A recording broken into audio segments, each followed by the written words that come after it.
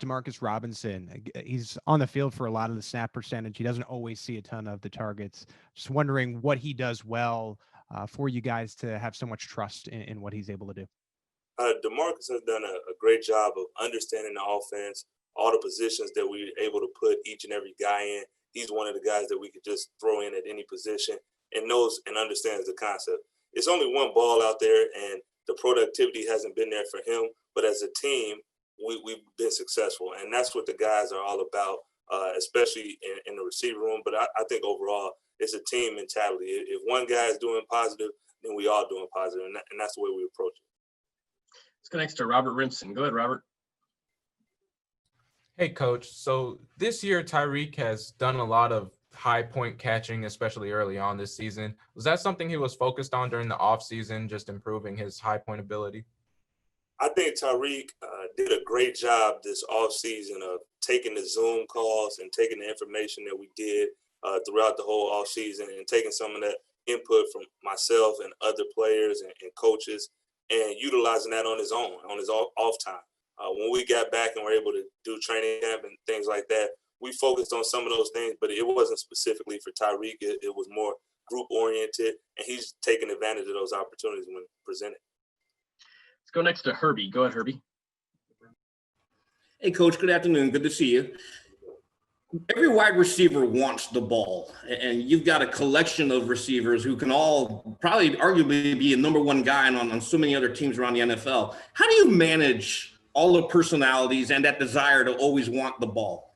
Well, like you said, all receivers want to be the guy and they want the ball, and we do a good job of being team-oriented. But the one thing that I feel that Coach Reed does a great job of, and and it trickles down to myself, is allow people to be who they are. Let their personality show and be themselves so they're comfortable. You may not get the ball, but as long as you're comfortable doing what we're asking you to do, when your time comes, you're ready to answer the bell. And I think guys have shown that throughout my time here, and I expect to continue doing that.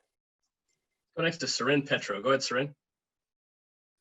Coach, I'm just curious, on a scale of 1 to 10, how you would rate Eric Fisher's route, everything he put into it, what kind of grades you'd give him? A 72. I think that's he did a great job of faking the guy out, making him think he was going to block him, and then slipping out there, and then made a great catch. I mean, he high pointed the ball like Tyreek has been doing. Tyreek probably talked to him about how to get that done, but he got in there, and I was excited for him, just like everybody else. We've got time for a few more guys. We'll go right down the line. Nate, Adam, and then Adam. Go ahead, Nate. Hey, Eric, I remember last year you saying that one of the ways you got to see Tyreek's leadership was through him being injured in the film room and obviously on the sideline talking to other receivers. I just wonder, where do you see his leadership and his maturity grow in maybe the same aspect or different aspects this season? I think he's just taking advantage of every opportunity that's given to him, whether it's on the field, in the classroom, getting with guys away from here, just talking football with younger guys that we have here, the Jodys, the Pringles, guys of that nature, and just bringing them along, as well as getting the coaching from myself, Coach Reed, EB, and the rest of the guys. But Tyreek has been tremendous in the classroom, and it's shown on the field. Let's go next to Adam O. Go ahead, Adam. Hey, Coach, just how important is it for the scramble drills that you guys practice? Obviously, there's broken plays, and Patrick's always moving around the field. How important is it for your receivers to continue to find grass and find those open spots for Patrick to find those windows to get guys open?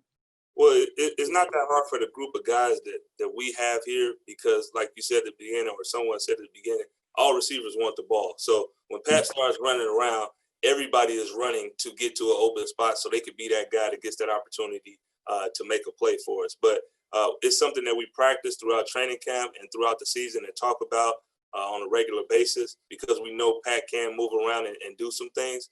And we just try to be all on one accord with what we're doing. We'll go last to Adam Teicher. Go ahead, Adam. Hey, Greg, as you know, players seem to really enjoy and appreciate playing for Andy Reid. And as a guy who once played for Andy Reid, what did you enjoy playing? Speaking not as a coach, but as a player, what did you enjoy about playing for him?